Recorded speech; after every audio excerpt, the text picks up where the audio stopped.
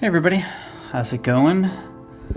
Welcome to what is Fabrizio inking, drawing, one of those things. Today I'm going to be doing Horace H. Hoover, which is a shocker since I am the creator of Horace H. Hoover, the comic book. It's a 5-issue miniseries, a cult detective set in the 1920s, sort of travels around investigating occult mysteries and supernatural hauntings and whatnot. Check it out. Go to HoraceHoover.com for that. You know what? I'm going to put the link in chat. I never do that. I should. I should do things like that. That's what YouTubers do, right? So if you go to my website, there's a store with some stuff. There's a little bit of background, news, interviews, things like that. So check it out if you get a chance.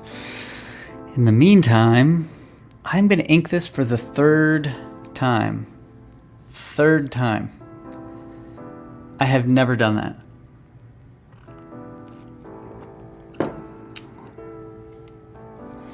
This is an alternate cover for issue 1. It's more of like a redo of issue 1, more than an alternate cover. I'm using pretty much the same elements. I'm kind of moving them around a little bit, but I want to do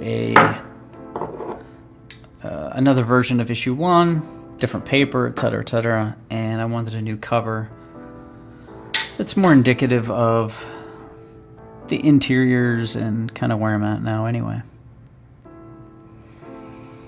And the reason that this particular cover has caused so much consternation is I get into it, I start inking, and then I notice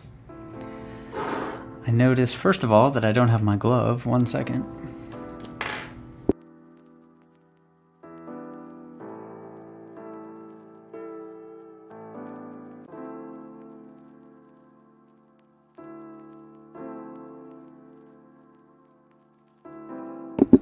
Sorry about that. Yeah, I notice that the drawings are, there's drawing aspects that I kind of overlooked or missed or really want to improve. So if you go back and look at some of these other streams, you'll see that the smoke is totally changed. The clouds have changed. The tentacles, I cleaned these up a little bit. They were a little more nondescript and a little more arbitrary. I really wanted to make sure the light source kind of stayed stable and it read a little better. So here I am. For the third time I'm inking this. So I do have essentially a test printout just to warm up, and plus I have a couple of brushes that I haven't used in a while, and I just filled up my ink bottle with sort of a concoction of different kinds of ink. So I want to start by just kind of playing around a little bit to make sure that this brush is maintaining its point and that the ink is giving me a solid black. If it's not, well, there's a few things you can do. The lazy route is the route that I always take. I essentially just leave the cover off and I let some of it evaporate.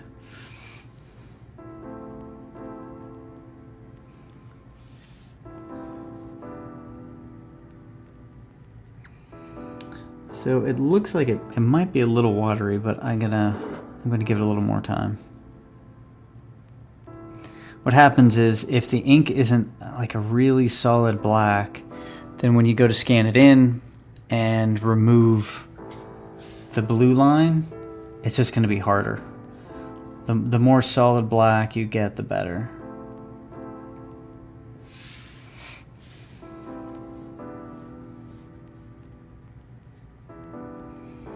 I think the brush is looking pretty good though.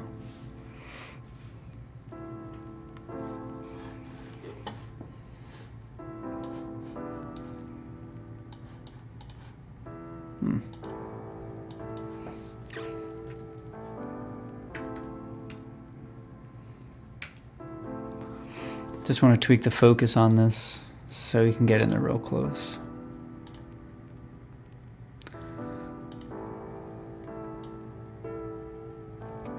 Autofocus for me never works. I think it's because it doesn't have anything really clear to latch onto because it's blue line.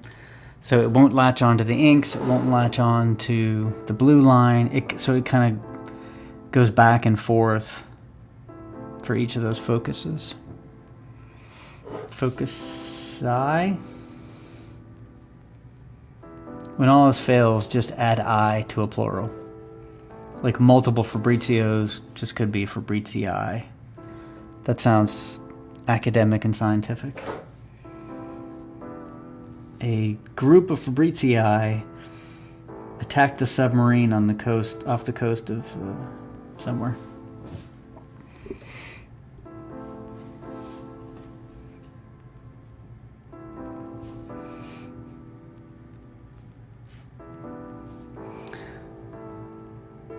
So I don't know if anybody caught this, but last night I was on a stream on John's Longbox, and it was a lot of fun. We basically just picked 10 covers that we really loved. It could be, that was it. That was the only criteria. And it was great. The only thing that I did in particular was I tried to stay away from like the really popular covers that everybody kind of points to. So I picked some covers that I love that, you know, not everybody might have seen before. And one of the cool things is that, so John's a little older than me, so he gravitated towards a certain era, and then I gravitated towards another era. So we covered a decent amount of ground. It was fun though. I didn't realize until later that there was almost a bit of a theme with my books that I picked. And it was essentially fantasy. You know, anything that kind of hinted at fantasy or had a sword or anything like that was in the pile. It wasn't intentional. You know, there was some Thor stuff. You know, the Black Knight was on there, Gru, Sectars, which is, you know, sort of a unique fantasy book, Kristar. So yeah, it turns out that I didn't intend it, but fantasy seemed to be the theme. It was a lot of fun though.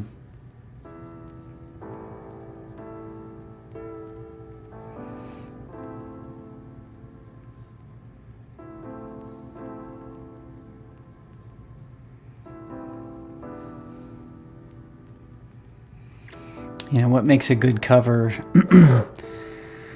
is endlessly interesting because, you know, whenever I'm doing the Horace H. Hoover stuff, there's so many things you need to juggle. Do you just want to depict a particular scene?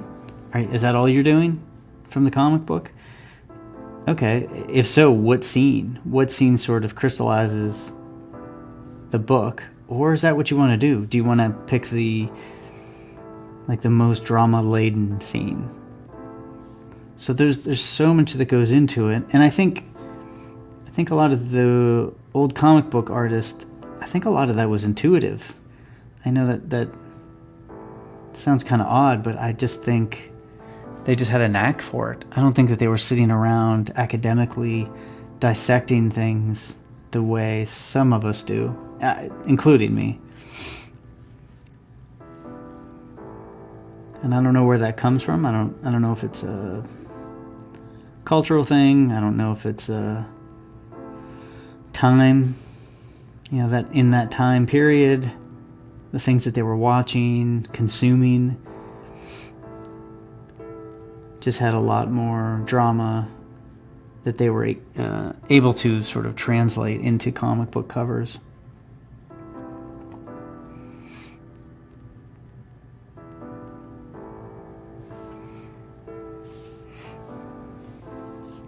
So the brush is holding its point, and as you can see, I can get really fine lines. This is This is a Winsor Newton Series 7 3, which typically people use a 2, some use a 3.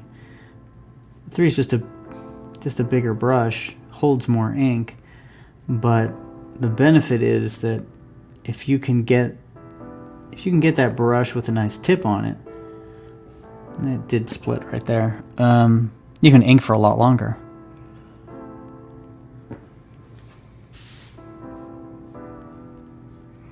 So what I'm doing here is essentially like pointing the brush. So you just kind of roll it and pull it to get the point.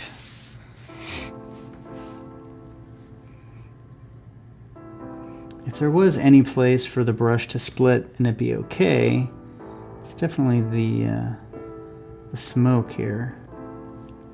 The other thing you have to do is roll the brush. So I mean, these aren't like hard and fast rules. Some people will. It's something I do.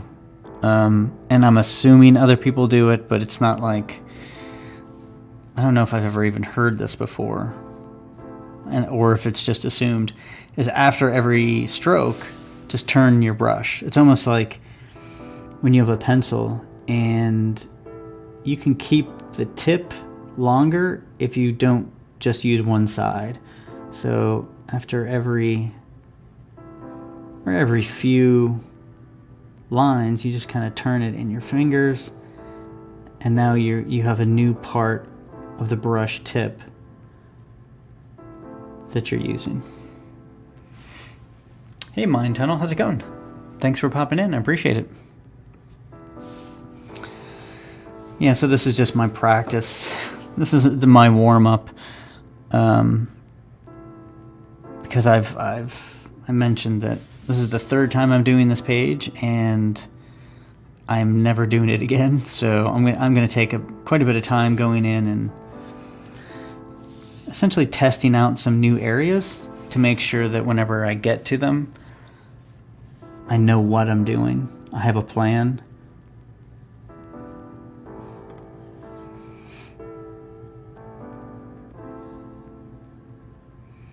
These clouds were difficult because you don't want like idyllic Bob Ross clouds. You know, you want to have some drama in them. That's difficult. You also don't want to draw every single cloud.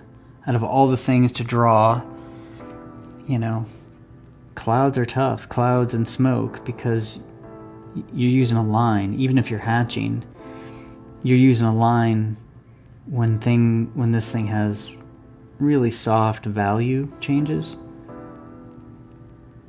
So you're not gonna do a photorealistic drawing of a cloud with a brush in a comic book. That's the caveat here. You know, you could do washes or things like that, but you know, to make sure that the style for the clouds is the same style as everything else, it has to look like it's coming from the same hand.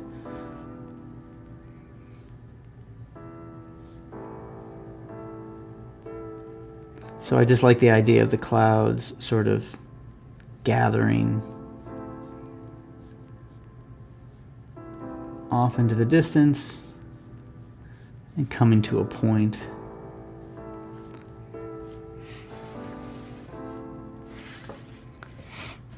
And then, you know, I'll have the darkest areas up front, although they're clouds, so there shouldn't be a lot of dark areas, to be honest. A little shadow here or there, just to show that there is a source of light, but if you put a bunch of shadows and like real thick lines, they're just not going to look like clouds. They'll look more like, I don't know, cotton or something like that.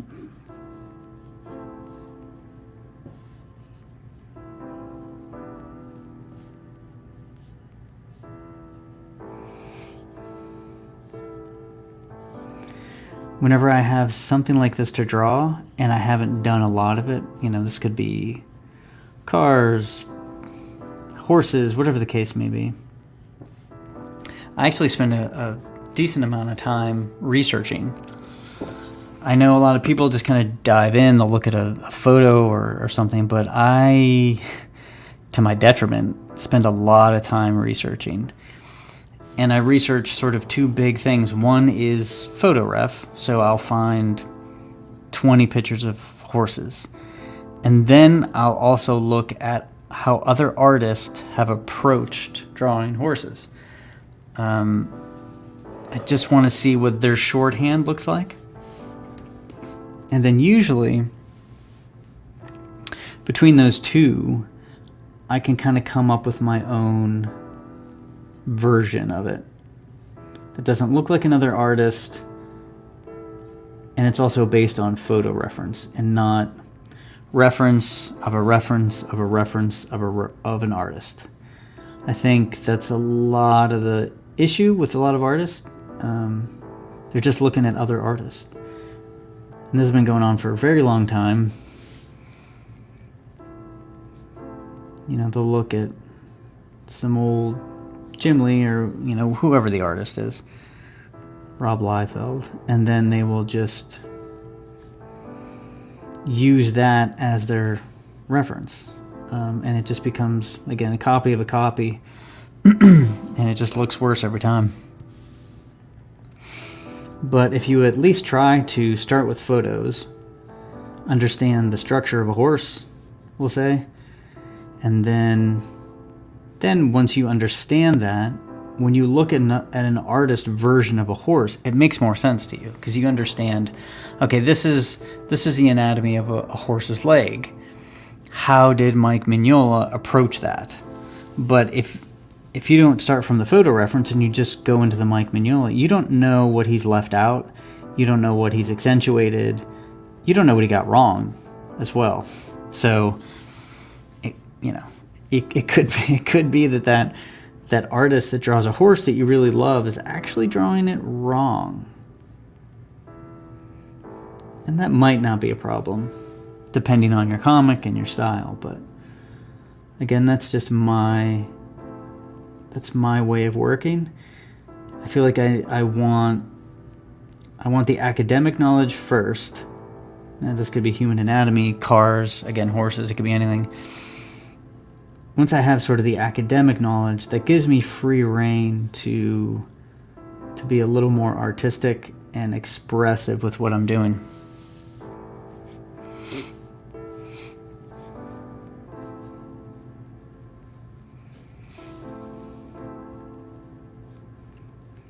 Admittedly, some people they're able to intuit a lot of that stuff. I always think of guitar. There's a lot of really amazing guitarists that couldn't read notes, didn't really understand chords. You know, they didn't understand the theory, but it's undeniable that they were amazing guitarists. So there are special people that can just sort of bypass all of that.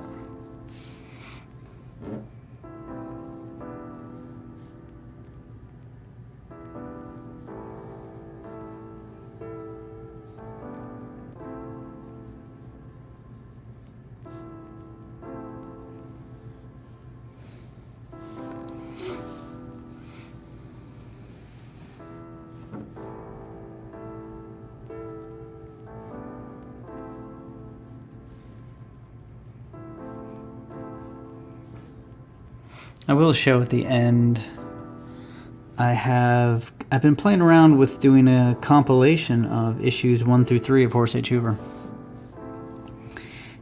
And there's a few different ways I can go about that.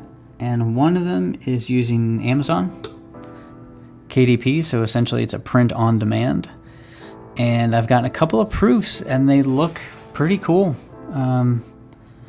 So I think in the end I might have a version available on Amazon for the first 3 issues. You know, you don't have the options as far as paper and publishing, but they look nice, and for some people it's much more convenient and preferable for them to jump on Amazon with free shipping, especially if it's international, and order the book that way. I will definitely, I'll have my own compilation for sure at some point in time that I will be, I'll be picking the paperweights. I'll have a real fine-grained control over the process. But again, if somebody would just rather jump on Amazon real quick and grab it, that could be convenient for them and me.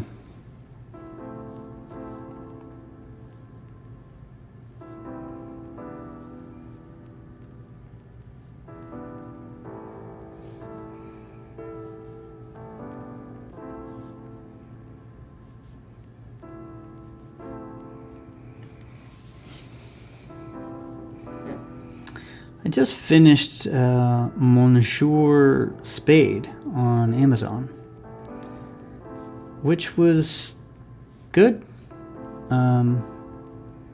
It really kind of felt like a classic noir set in France.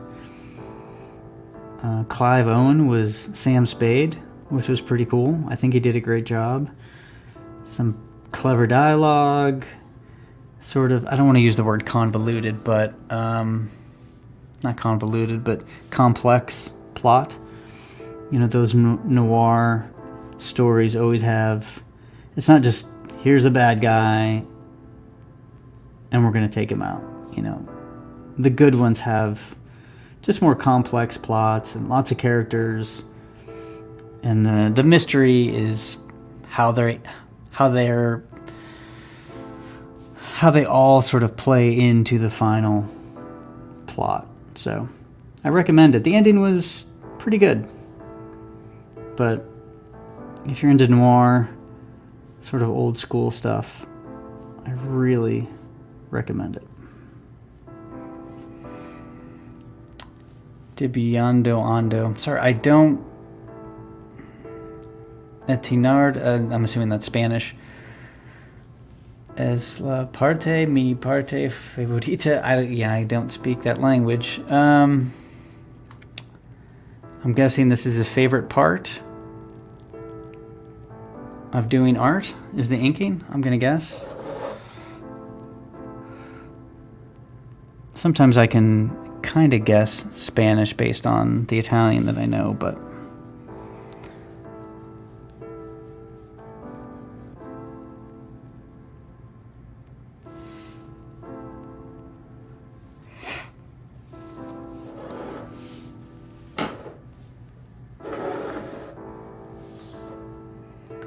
This guy has a fun face to draw.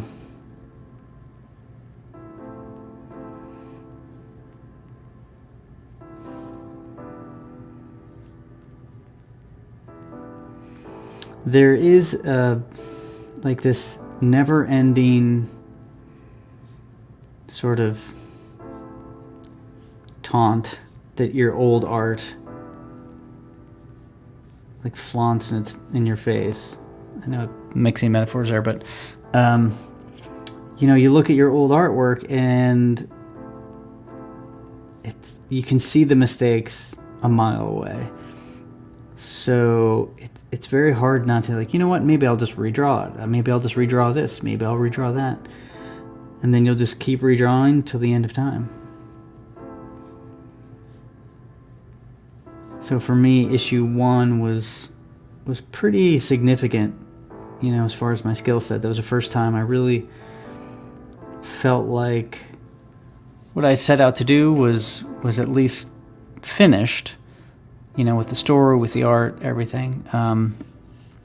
Then issue 2, I definitely tried to sort of expand the world, have a little more different settings, more characters. Issue 3, again, is another sort of like world opening issue. But this character from issue 1, I can't wait till he comes back and I can sort of give it, essentially you get another try at him.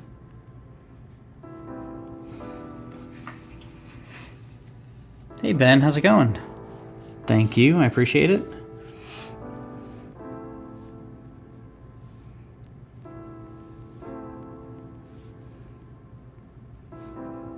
I saw that Tricks and Treats is, you got the proofs, right?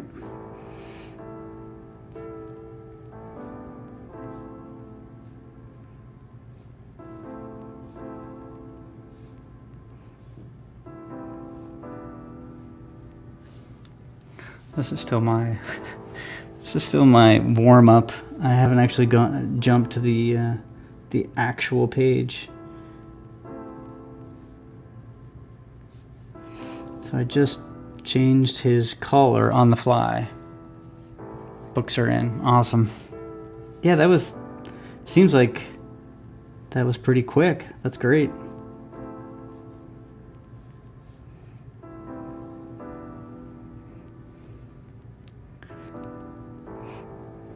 It's such a great way to like kick off the fall and Halloween and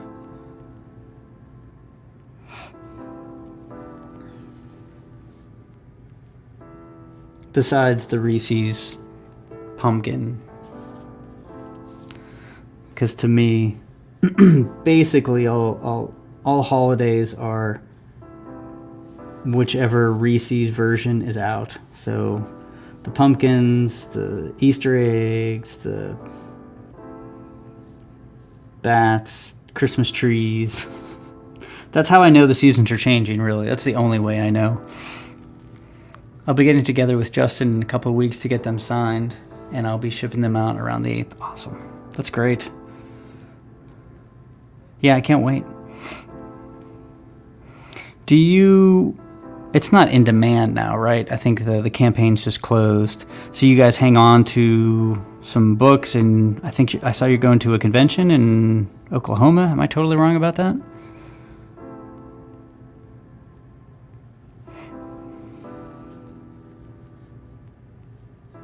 If anybody's listening, Ben has a book, like an anthology called Tricks and Treats on...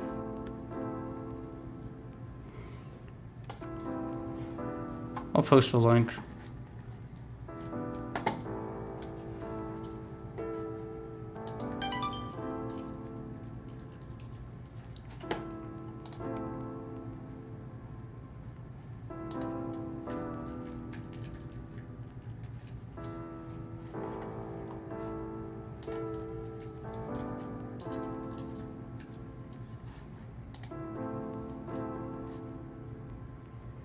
I wish people could put links in chats. I get why they're not allowed, but come on.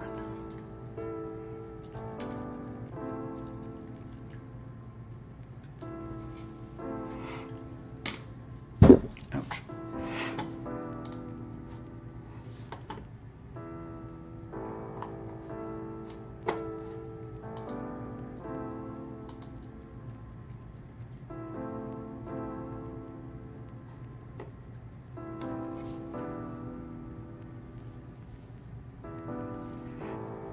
Yes, I'll be at OAFCon in Norman, Oklahoma. After the convention, I'll open the store on FMC and sell the rest. That's awesome. Cool.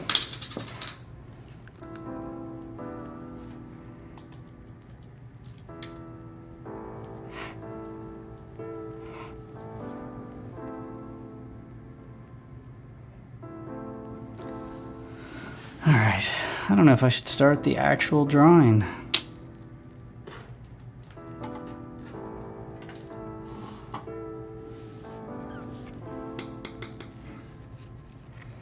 I saw Pumpkin and Frankenstein Peeps at the store the other day. Frankenstein Peeps. That would be interesting. I don't think I've ever seen that before. I'm strictly a Reese's peanut butter formed something fan.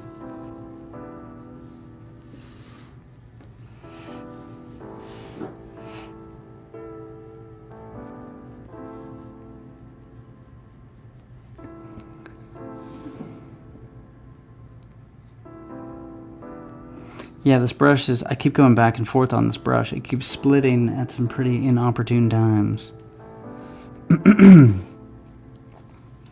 So I can't quite commit.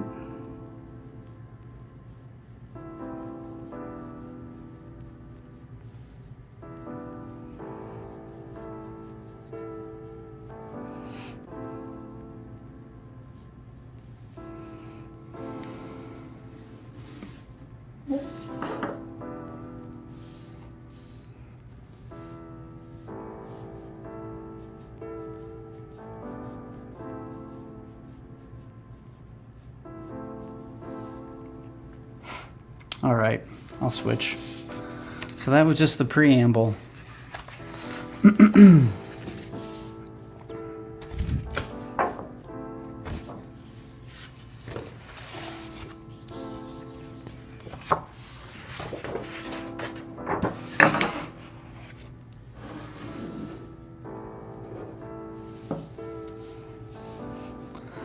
So the other day, me and my wife went, it was our anniversary, and it was like a Tuesday night. So, you know, you don't have a lot of time on a weekday. We went to this restaurant down the street from us, and it's sort of like a tried and true place. It's called Il Pizzaiolo in Mount Lebanon, and we've never had a bad meal there. So we get there. It takes 2 hours from start to finish, and not because we were eating that much food, just because I don't know what was going on in the kitchen. So normally we would get coffee and dessert or something. Said, you know what, let's just go, because if we order dessert, we could be here another 45 minutes waiting for it. And the Giant Eagle sells these pumpkin cookies, which are really good. They're just like almost like cake cookies with like this orange frosting. Really good. We eat them all the time. So we're like, you know what, we'll go to Giant Eagle and we'll grab some of those pumpkin cookies. That'll be our dessert, and then we'll head home. So we get in the car, we drive to Giant Eagle. It's probably 9 o'clock at night at this point, and our hearts are set on these pumpkin cookies at this point. So you walk in, and the bakery is the first thing you see when you get to Giant Eagle. And I scan around, and I see one package of these pumpkin cookies, because they're like a bright orange. I'm like, oh man, thank God. There's one box left. I got to grab them. And as I walk towards them, I notice there's an old man with a cart headed right toward the cookies. And at this point, I'm like, I can't let these cookies go. And he hadn't made it to the cookies just yet. So I kind of cut him off. I not like jumped in front of his cart or anything, but I definitely got there before he did. And I got the cookies, and I couldn't make eye contact with him, because I think I stole these cookies from this old man. And for the past couple of days, I have felt really bad. Now, I don't know I stole the cookies from him. It's not like he was reaching out to grab them. And maybe if I had the courage to look him in the eye as I grabbed the cookies, I would know if I had stolen them. But I didn't, because I couldn't handle that. So here I am a couple of days later. Pumpkin cookies are gone, but the guilt stays.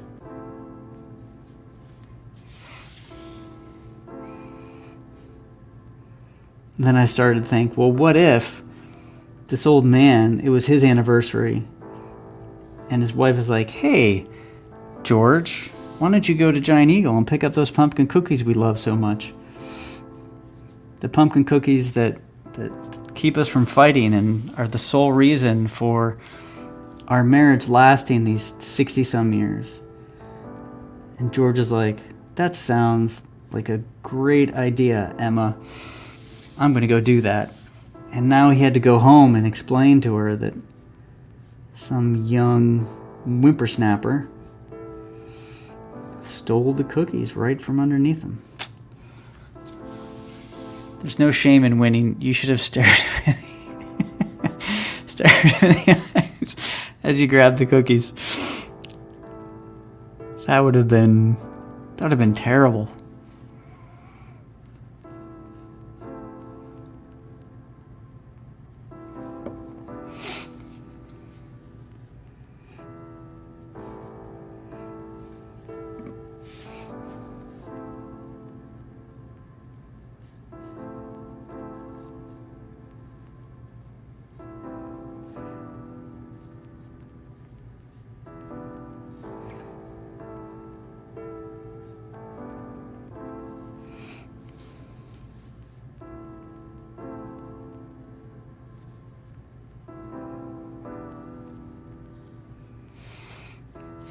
Yeah, one thing that I didn't do with the other issues cover for Horace H. Hoover is I didn't put as many like varied inking textures that I could have.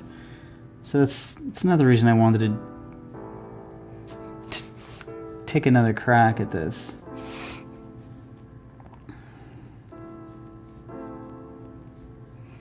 Sometimes you just get used to making the same few lines, and those lines essentially go everywhere.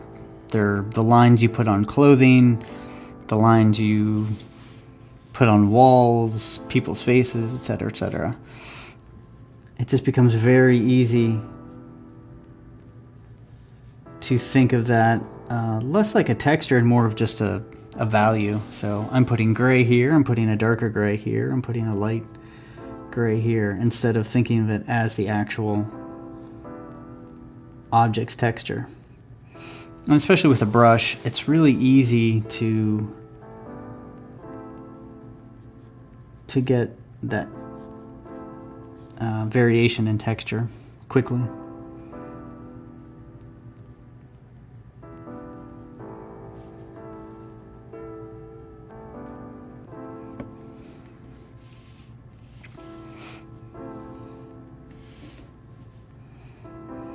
So as I ink this guy's face, you know, he's burnt and skin is falling off.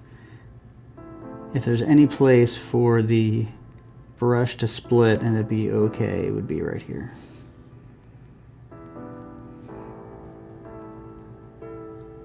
This is where usually happy accidents are nice when they occur.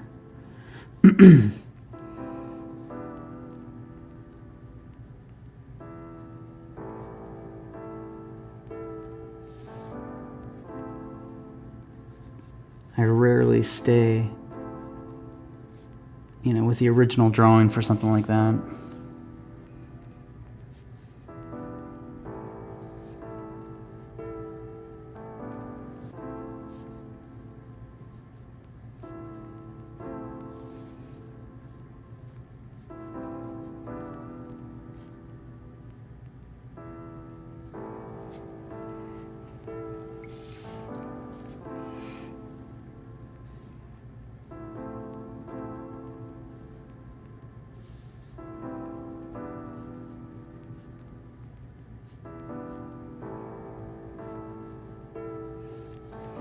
I always think of sort of like a guitarist playing live, you know, a solo that you hear on the record is sort of just a one-time thing that they sometimes cobble together. They don't even, you know, do the whole solo in one shot. You know, they're taking pieces of different takes, putting them together.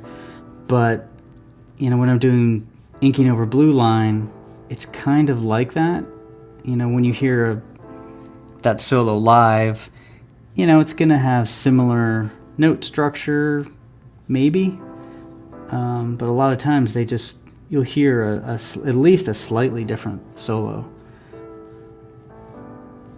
Because it just feels just a little awkward sometimes to just go over every single line exactly as you put it down as the penciler. Because a brush, you know, brush is flexible, unlike a pencil. It just, it has a different feel to it, so why not lean into that instead of being so strict.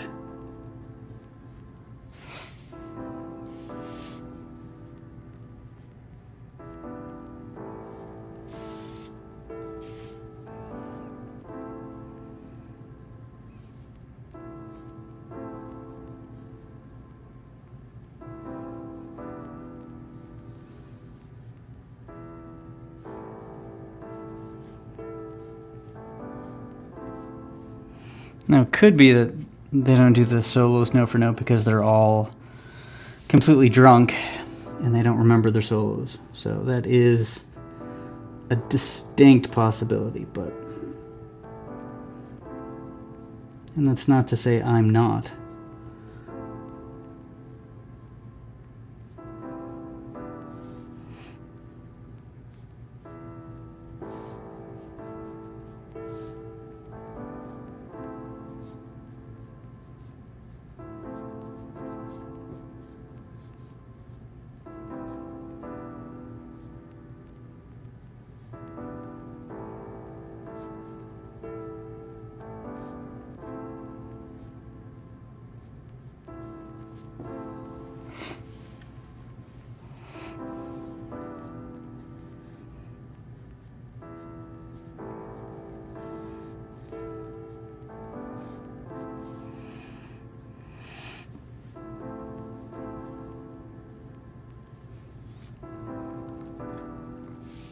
This will be the last time that I ink this.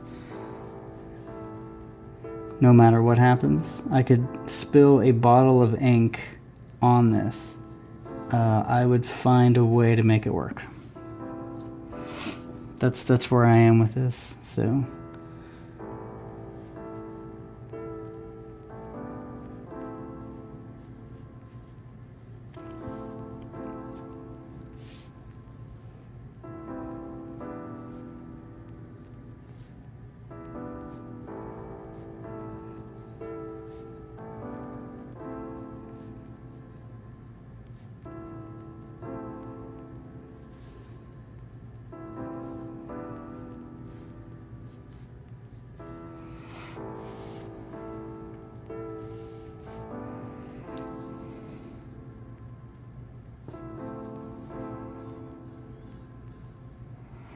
The one thing that I did notice for Amazon KDP printing is that the colors were noticeably more saturated, even more so than other sort of digital printing options like Comics Wellspring and the usual Gecko and Mixam, etc., etc.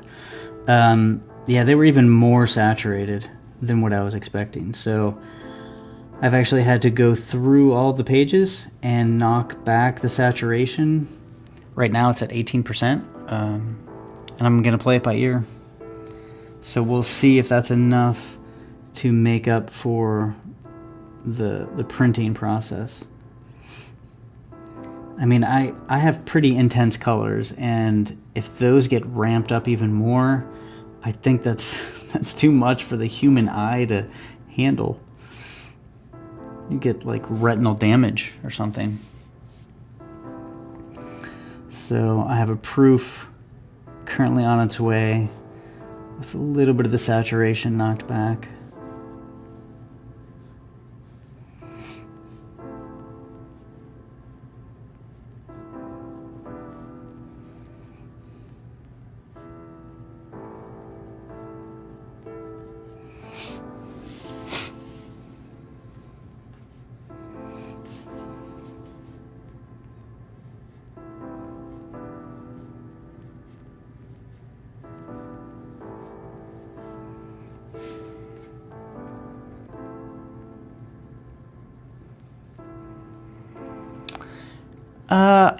As far as Amazon, I'm going to do like of issues 1 through 3 collected through Amazon as an option. I was thinking for like international, I feel like I want to at least be able to point people to a version of the book or books on Amazon if they want them. So I think it'll just be an addition, you know, its own thing with its own cover and its own sort of feel.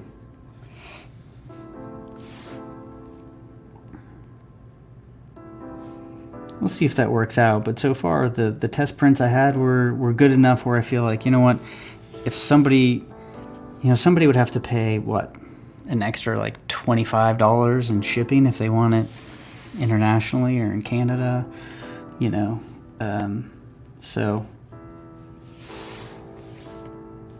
I figured I'd give that a whirl.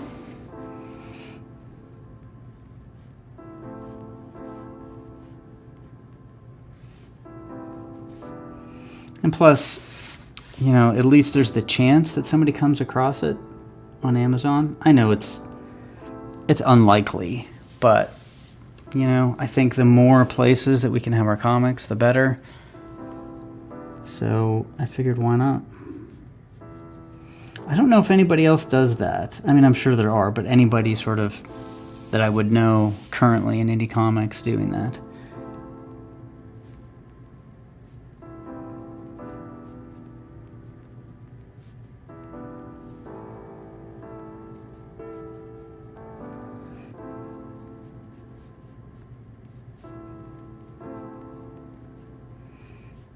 Because the printing is, like I said, it's definitely good enough for, I think, a fair amount of projects.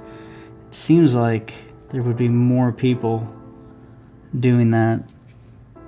Again, like I said, even for specific collected editions or something like that. I get, you know, why you would want like the sort of main edition to be very specific and not print on demand via Amazon. But once you have that, seems like it might be a good idea. It's a good idea for international customers that might have to borrow that. Yeah, go for it. You know, it seems like the international customers get screwed. Sometimes it's difficult to buy a comic that costs so much as it is, let alone to like factor in international shipping. I don't know if I'd buy any comics.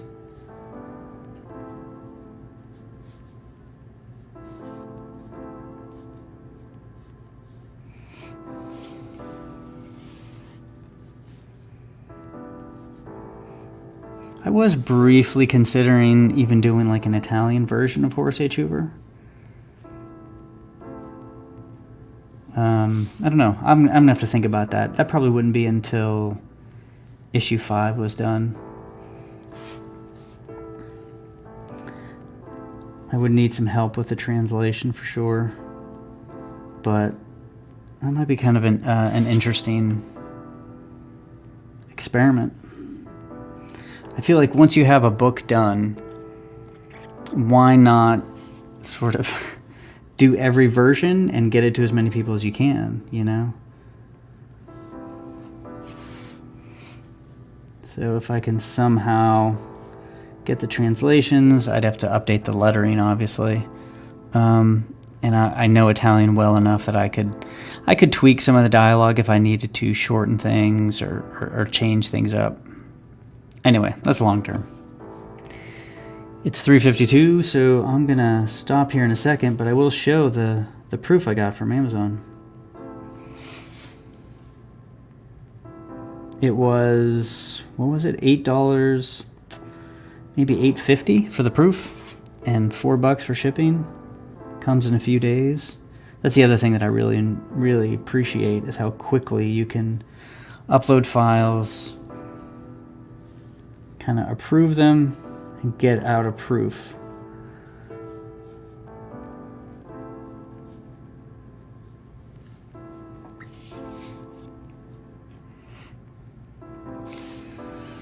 Alrighty, I think this is probably a good place to stop.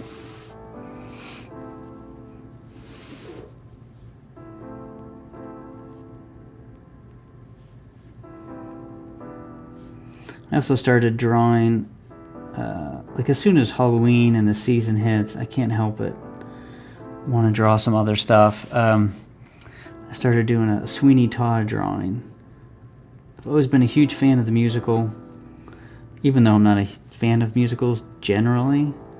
Man, Sweeney Todd is just, it's always been one of my favorites going back like to college. So I'm currently working on a Sweeney Todd drawing, so maybe I'll ink that next weekend. And I do have I have something else going on sort of behind the scenes, which I'm debating on whether or not I'll show it. It's a commission, but it's a really cool drawing, so we'll see. Alrighty. I'm stopping.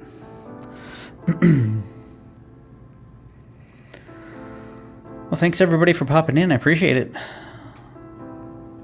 It is prime nap time, as I like to say, on a Sunday at 3 o'clock.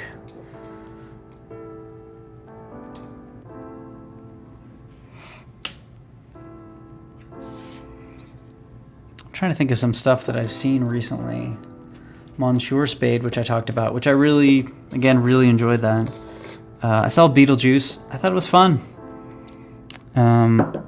Yeah, I thought it was a lot of fun. Highly recommend it.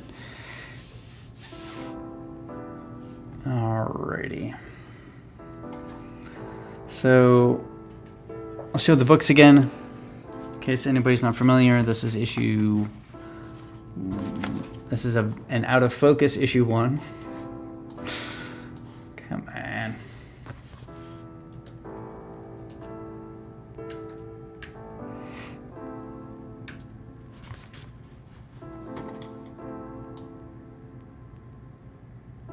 Okay, so we have issue 1, Horace H. Hoover, issue 2, Where the Book Bug, and then issue 3. Yeah, these are sort of like a cardstock. They're thicker paper, like very much a bright white paper. And I think they are 70 pound. So it's a different feel. You know, it's not a newsprint, but it's a high quality print. And then for Amazon, so I decided to do a new cover, first of all. Man, that focus is going to kill me.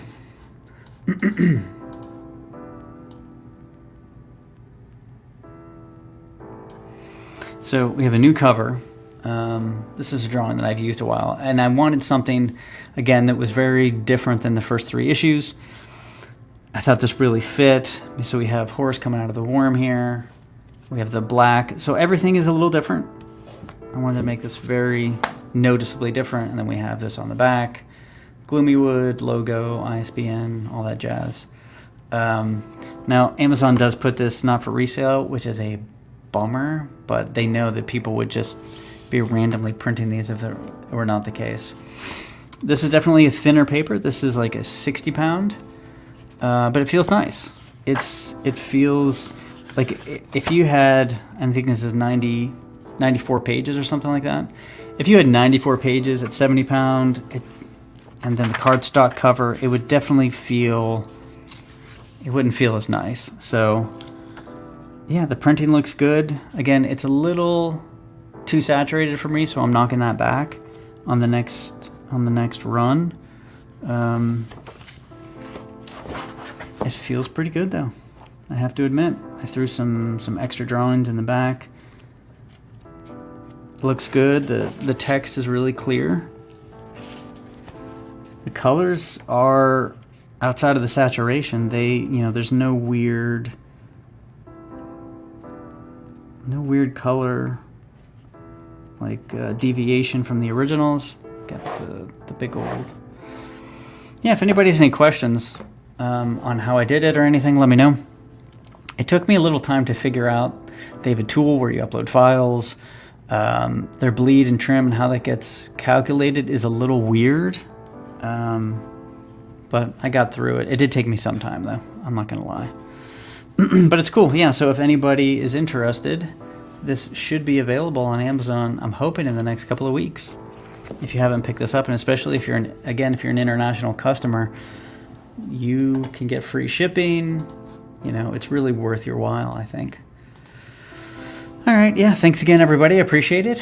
Hopefully I'll be doing this next Sunday as well, or maybe sometime in between. Hope everybody has a good rest of their weekend, and I'll talk to you later. Thanks.